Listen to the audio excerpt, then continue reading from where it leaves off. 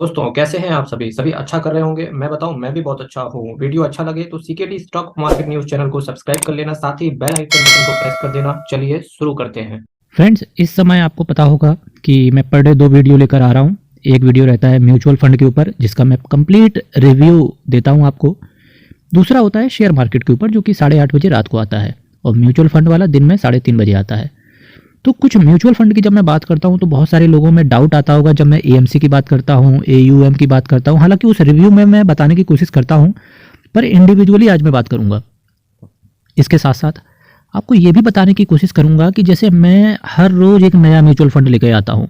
अब general public तो यार सारे म्यूचुअल फंड तो खरीद नहीं सकते भाई। देखो आप लोग, तो कौन सा ऐसा म्यूचुअल फंड हाउस है जिसको मैं टारगेट करके इन्वेस्टमेंट कर लूँ। तो इसी से रिलेटेड मैं वन बाय वन करके आपको बताऊंगा कि टॉप 10 एएमसी कौन कौन सी हैं, और अकॉर्डिंगली आपको डिसीजन लेना कहीं ना कहीं बहुत हल्का हो जाएगा।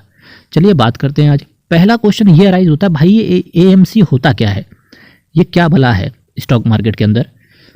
तो एएमसी का फ्रेंड्स फुल फॉर्म होता है एसेट मैनेजमेंट कंपनी। अब लोग कहेंगे यार हद हो गई, मतलब 9th हाई स्कूल में टीचर पूछते थे कि बीईपी क्या होता है। अब लोग बोलते थे ब्रेक इवन पॉइंट। तो टीचर कहता था यार फुल फॉर्म नहीं पूछा था, इसका मीन्स पूछा था। वैसे ही कुछ मैंने यहाँ कर दिया आपके साथ।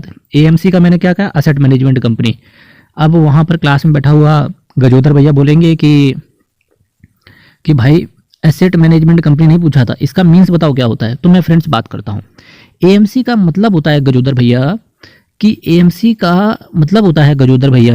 कि एक ऐसा बंदा जो कि आप जब उसको एसआईपी के थ्रू, लमसम के थ्रू पैसे देते हो ना किसी कंपनी को, तो वो जो बंदा ऊपर बैठा होता है वो आपके सारे फंड को मैनेज कर रहा होता है।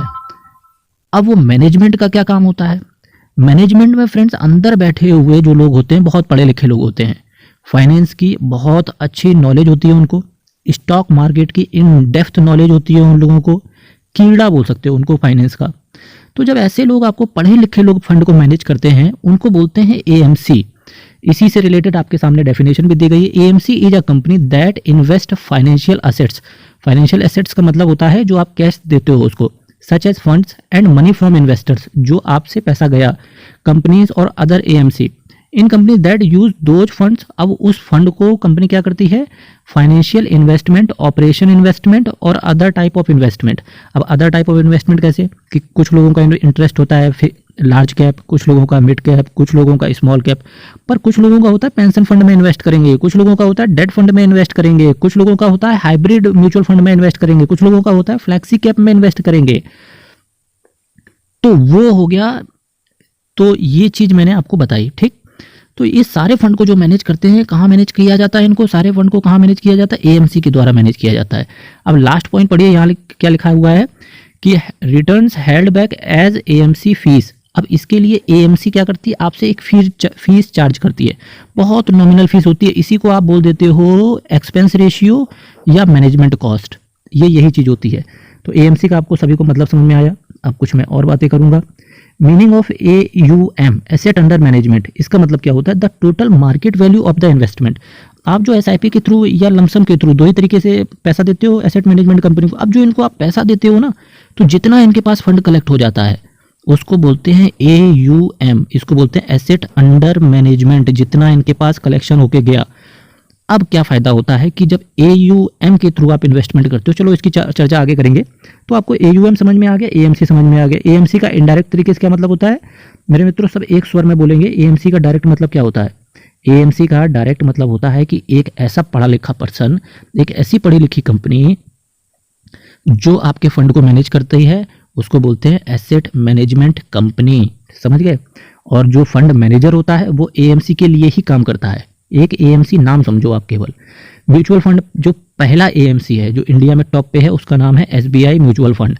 ये टॉप की एएमसी है इंडिया में, और न केवल आज से टॉप से है, बल्कि जब ये सेटअप की गई थी 29 जून 1987 को, और ये इनकॉर्पोरेट की गई थी 7 फरवरी 1992 को।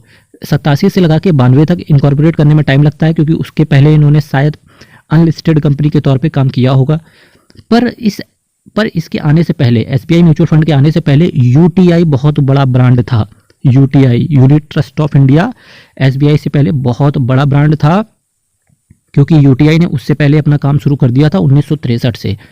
अब लेकिन जैसे ही एसबीआई आया, इसने यूटीआई को बीट किया और आज की डेट पे एसबीआई 146 फंड को मैनेज करता है, जिसमें 6,47,064 करोड़ का एसेट अंडर मैनेजमेंट है। अब आपको टर्म समझ में आ रहे होंगे। टॉप एएमसी का मतलब क्या हो गया? एसबीआई एएमसी हो गया, ठीक।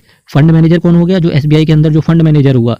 और 146 फंड का मतलब क्या हुआ कि large cap, small cap, flexi cap, pension fund, इसके साथ साथ हाइब्रिड फंड। तो ये डिफरेंट टाइप के जो फंड आते हैं और नए नए फंड भी आते हैं, जैसे आप बोलते हो कि ये एफपीओ आया हुआ है ना। तो ये चीज़ जो आप बोलते हो ना, तो ये चीज़ें हैं, ये सारे टर्म। एसेट अंडर मैनेजमेंट का मतलब समझ में आ रहा होगा, एयूएम का मतलब समझ में आ रहा होगा, कितना टोटल कॉर्पस है इनके पास, इस पूरी एसबीआई म्यूचुअल फंड के पास। जब मैं म्यूचुअल फंड का रिव्यू, आप देखो जाके मेरा एक वीडियो, वहाँ पर मैं दो चीज़ें बात करता हूँ।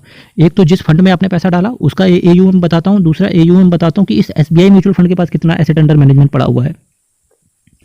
दूसरा जो इंडिया में टॉप पे है उसका नाम है एचडीएफसी म्यूचुअल फंड, बहुत बड़ा फंड हाउस ये भी है। एचडीएफसी का शेयर, एचडीएफसी एएमसी का शेयर बिल्कुल काम नहीं कर रहा है, पर लोगों को ट्रस्ट किस वजह से है? वो इस वजह से, यहाँ पढ़ो, it is also known as the top asset management company in India. It is one of the most profitable asset management company in the country. HDFC mutual fund has 85 number of funds in total and as of March 2022 holds rupees 4,32,084 crore का asset under management है। भाई asset under management, बहुत बड़ा fund house है। तीसरी बात आती है आईसीआईसी प्रूडेंशियल म्यूचुअल फंड की, ये भी बहुत बड़ा है, सेकंड लार्जेस्ट इसको बोला गया है।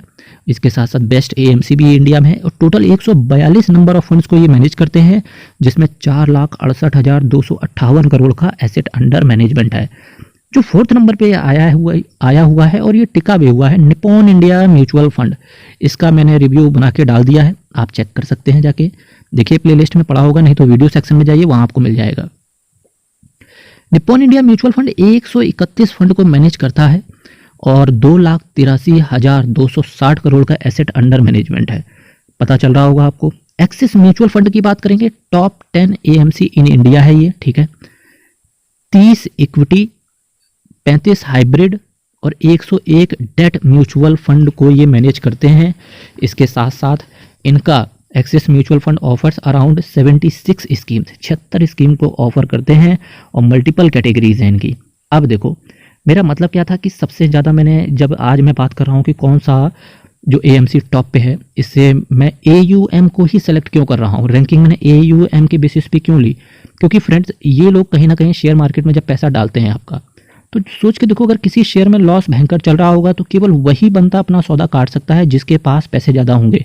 शेयर मार्केट में आपको पता होगा, दूध मांगोगे तो खीर देंगे, ऐसा नहीं है, दूध मांगोगे तो दूध ही मिलेगा। तो शेयर मार्केट भी ऐसा ही है, जब पैसा डालोगे तो ही पैसा मिलेगा। तो जिसके पास जितना ज़्यादा फंड होगा वो फंड उतना ज़्यादा इनकम कर सकता है। इस वजह से एयूएम के बेसिस पर ही रैंकिंग की जाती है। फिर भी कुछ और भी चीज़ें होती है जिसको देखना होता है, पर प्राइमरी फोकस इसी पर रहता है। DSP, black rock mutual fund, DSP mutual fund के नाम से आप इसको जानते हैं, is one of the India's leading, और 6वें नंबर के इसको रैंकिंग की गई है।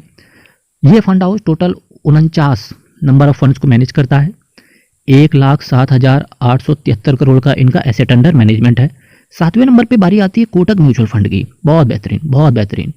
1956 में ये कंपनीज एक्ट 1956 के तहत इनकॉर्पोरेट की गई, पर अभी कंपनीज एक्ट 2013 चल रहा है और 2 अगस्त 1994 को ये रजिस्टर हुई। इसके साथ साथ 82 फंड को ये टोटल मैनेज करते हैं और 2,84,617 करोड़ का एयूएम है। 8वें नंबर पे बारी आती है टाटा म्यूचुअल फंड। टाटा जी कहाँ पीछे रहेंगे? टाटा का जो है ये भी एक बहुत बड़ा फंड हाउस है। 47 टोटल फंड्स को ये मैनेज करते हैं और जिसमें 86,396 करोड़ का एसेट अंडर मैनेजमेंट है। अब आपको टर्म समझ में आ रहे होंगे।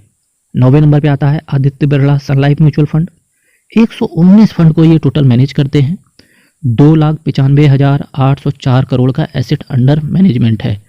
अब देखो यहाँ पर बेसिस 2 लिए गए, एक तो नंबर ऑफ फंड्स को लिया गया है और दूसरा एसेट अंडर मैनेजमेंट लिया गया है।